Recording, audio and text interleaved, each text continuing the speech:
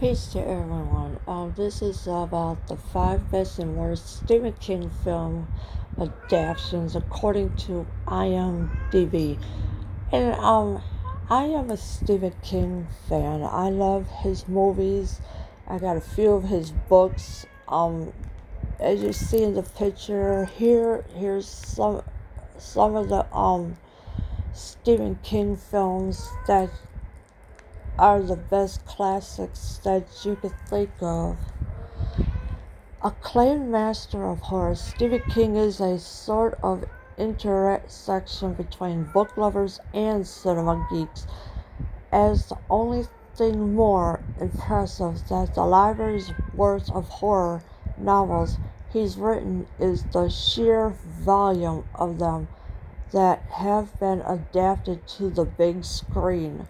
Between the two exist some of the most iconic pieces of art within horror media as a whole. Despite all of this, he roster of top picks on IMDb aren't even within the genre he's primarily known for. And so Stephen King is the master of horror, of course. He is a sort of an intersection between book lovers and cinema geeks, and I'm kind of in between both. I'm more likely in between both. Um, the only thing more impressive than the library's worth of horror novels he's written is the sheer volume of them. So he's a good writer. He's best known for his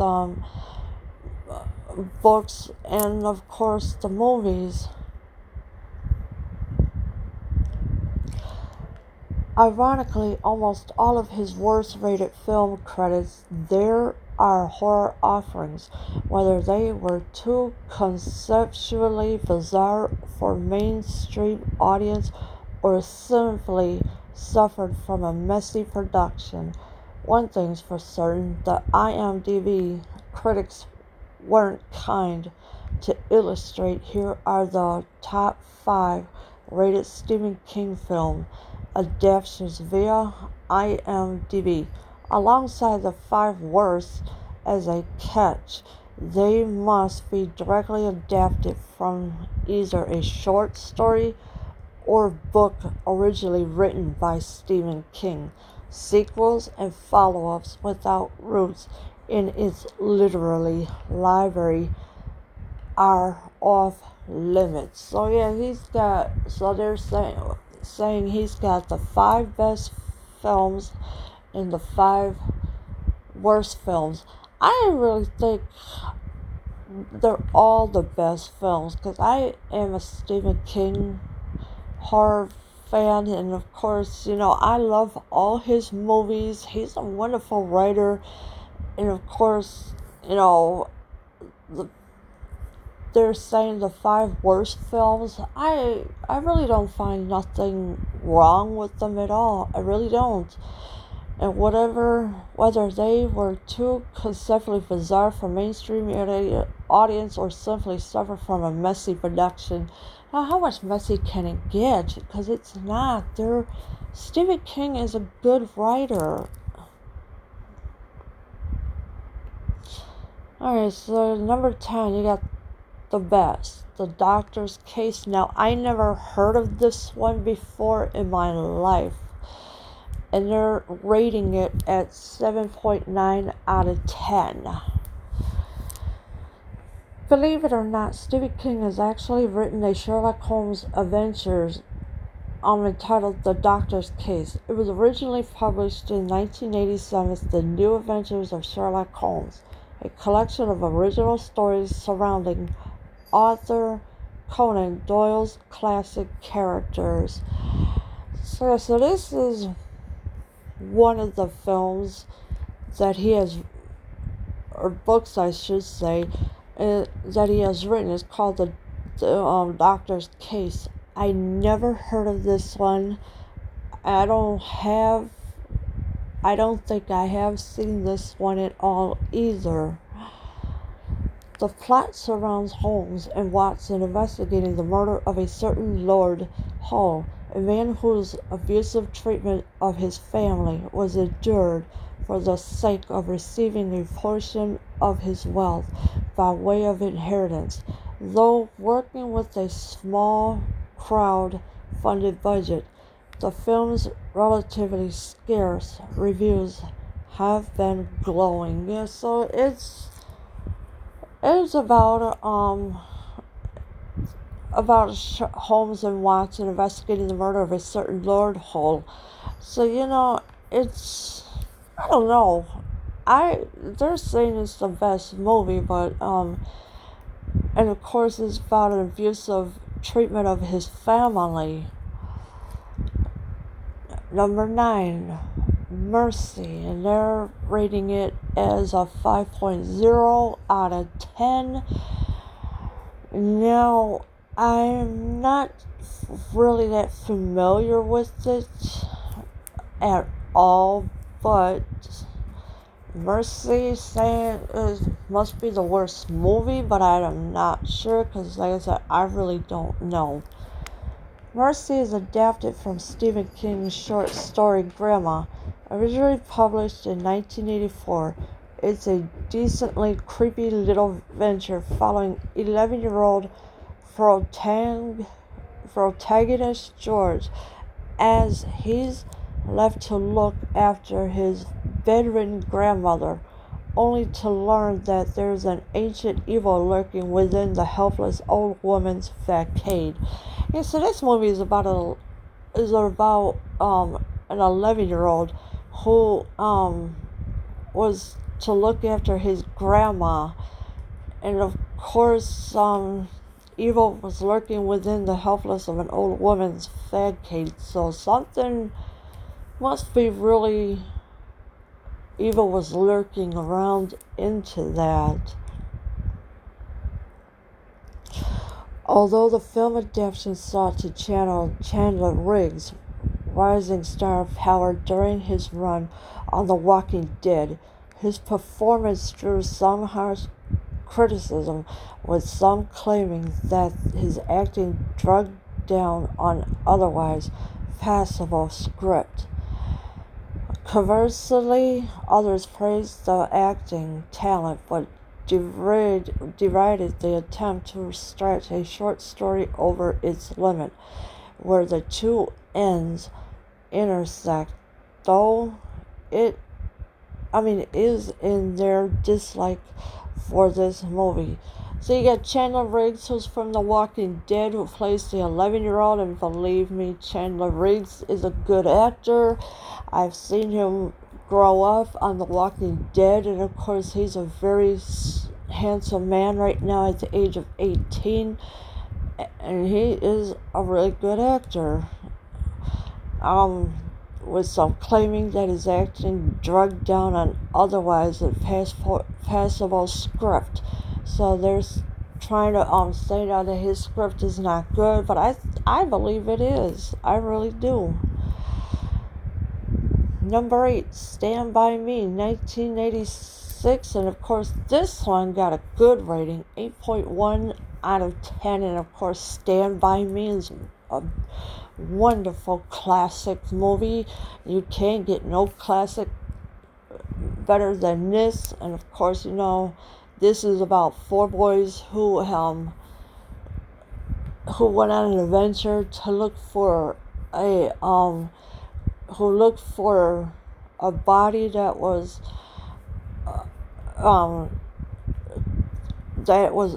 went missing. Stand By Me was adapted from Stephen King's 1982 novella entitled The Body, a short 4 years after it was published, and as coming-of-age tales usually go with Stephen King, this one's an absolute classic, both in its literary and film presentation. Yes, this is an absolute classic. You can't get no better than this. And of course, Stephen King novella entitled The Body, but of course, with the film, it was called Stand By Me. The plot follows a quartet of young boys who, upon hearing that another kid in their town has gone missing and is presumed dead, embark on a journey to find his body. The casting here is of particular note, featuring a host of then youthful names that would become incredibly well known, such as Jerry O'Connell, River Phoenix, Will Wheaton, Corey Feldman, and more. Yes, so this is about the four boys who were then youngsters. They were on an adventure that were looking for this young kid that went missing and is presumed dead. And of course, River Phoenix, may he rest in peace. He was a good actor. Will Wheaton, Corey Feldman, and more. And of course, Jerry O'Connell. They are also good actors. Number 7, Graveyard Shift. 4.9 out of 10. Now, I find this movie very interesting and very good. I don't know why they're saying it's the worst movie, but I find this very interesting. Never read the book, though. Sometimes the horror formula can seem all too simple. Pick a gross or scary creature, make it bigger and scarier, and you have instant horror magic on your hands. Such was the formula applied with Stephen King's short story. Graveyard Shift, initially published in 1970, and it would go on to prove that the formula doesn't necessarily guarantee good results. Okay. Alright, so I don't know why they're saying this is not a good movie, but it is to me. Of course, the Graveyard Shift was published in 1970, of course, and it would go on to prove that the formula doesn't necessarily guarantee good results, but I think it does deserve good results. I really do.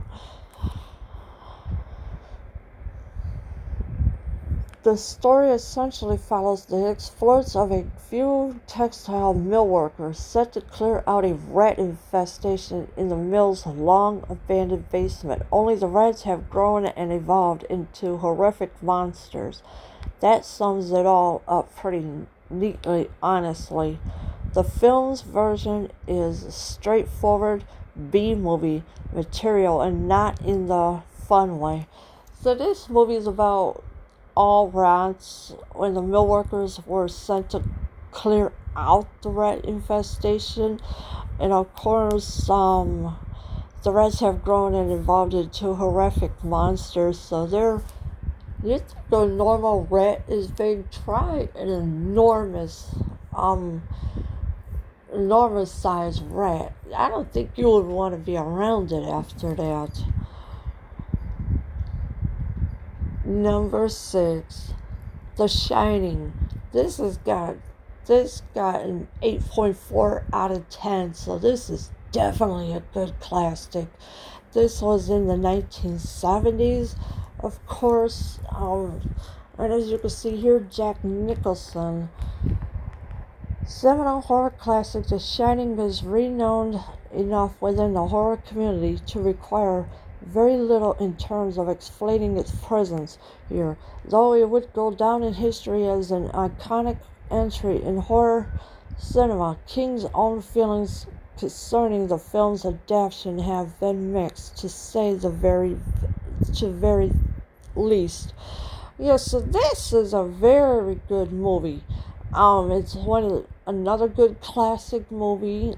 Though it would go down in history, of course, this is one of the best movies ever. I never read the book at all, but of course, I've watched it and it's pretty good. Central to his misgivings concerning Kubrick's interpretation of his story are the downplaying of Jack Torrance's issues with alcoholism and a theme which King had identified with heavily over the course of the book's writing. While he felt Kubrick succeeded in delivering a chilling, visually horrifying film, King felt a lot of the thematic elements he purposely focused on were mulled over for its adaptations. Okay, so this is definitely about Jack Torrance's issue with alcoholism, and of course, alcoholism is a serious disease, and of course, people are just not realizing it sometimes. But a theme which King has identified with heavily over the course of the book's writing, and of course, Kubrick's interception of his story are the downplaying, of course, and in delivering a chilling, visually horrifying film, King felt a lot of the thematic elements that he has dealt with, of course. Next one, Cell. I'm not familiar with this one at all, but it got a 4.3 out of 10. I'm not really sure about Cell. Movie over Black Mirror because Cell's here, and they have actual zombies, sort of, rendering social commentary with all the subtlety of a constantly reviving chainsaw. Cell answers this timeless question. What if your cell phone decided to turn you into a mindless, savage, zombified shell of your former humanity? Well, that's a good question, but does it really do that? It kind of makes you wonder. It's of course rendering social commentary with all the subtlety, of course, and moreover Black Mirror because Cell's here, and makes you kind of wonder. It's hard to say it, but this one was doomed from the outset. Apart from the hilariously on-the-nose concept, those affected by the deadly cell phone signal are referred to as phoners. Yes, phoners. Given the presumably unintended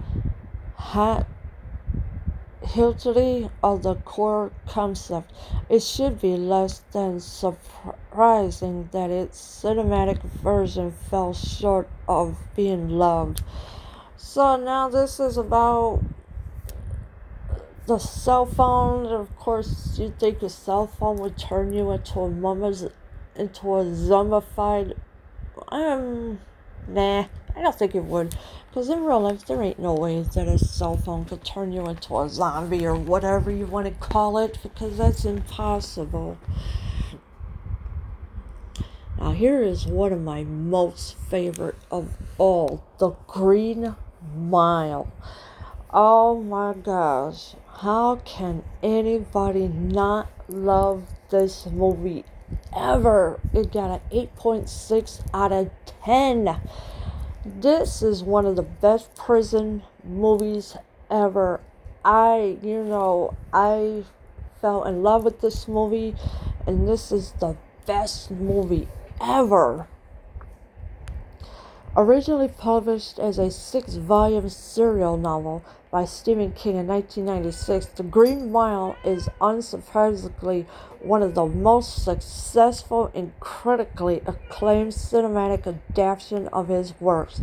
Both the novel and its resultant big screen adaptation were incredibly successful and deservedly too. This is a wonderful, wonderful movie. Michael Clark Duncan, one of the best actors ever, may he rest in peace. Tom Hanks, another good actor. How can anybody not really go for this movie at all? And I am in love with the Green Mile. And of course, you know, it's 1986.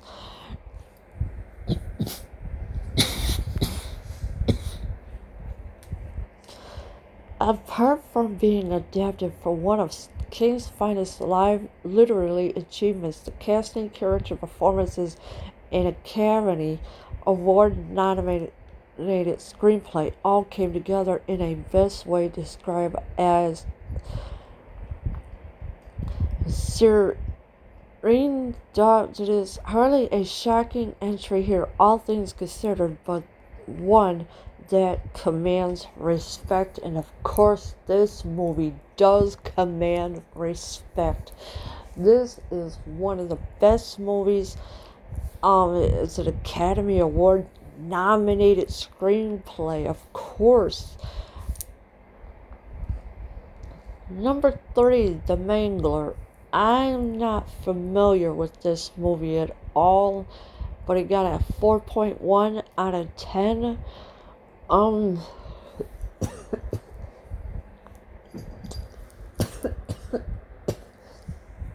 Excuse me. But this one, this movie I'd never heard of in my life.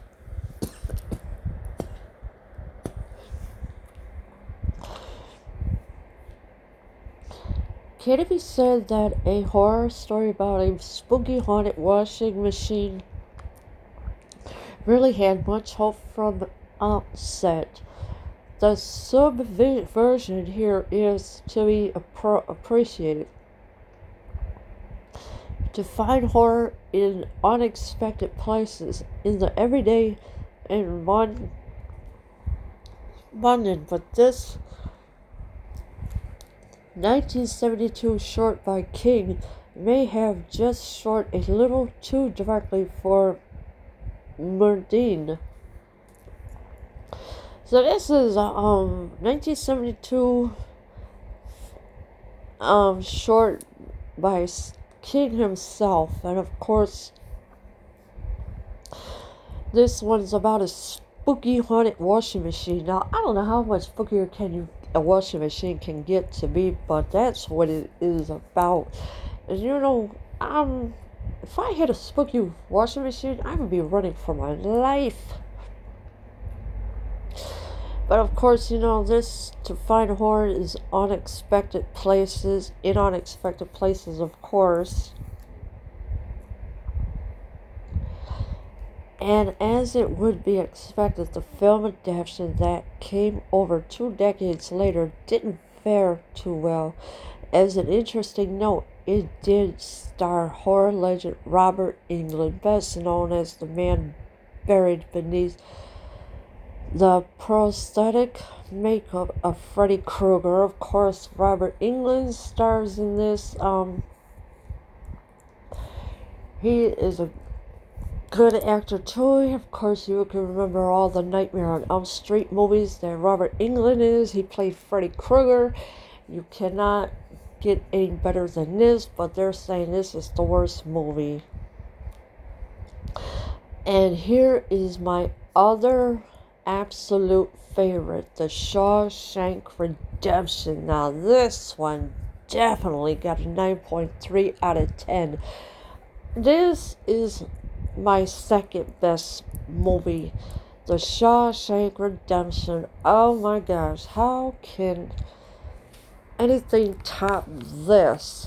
You think The Green Mile and The Shawshank Redemption are the best? It is way best than anything. And capping off as the best rated Stephen King adaptation on IMDB is none other than The Shawshank Redemption, adapted from his 1982 novella Rita Hayworth and Shawshank Redemption. For the uninitiated, the plot follows wrongfully convicted criminal Andy Dufresne through his trials and tribulations behind bars and his eventual redemption. And so this is about Andy Dufresne, who is wrongfully convicted, And of course, they gave him 3 life sentences, and boy, I couldn't go through all that. Because of him being accused of killing his wife and her lover. And of course, this is gonna be one of the best movies ever. There are quite a few critics out there that would likely still tell you that it's one of the greatest films, of all time, being nominated for no fewer than 7 Oscars. Curiously enough, it didn't manage to take any of them home, though it did score a bevy of other commendations. Of course, it got 7 nominations, but none of them went home.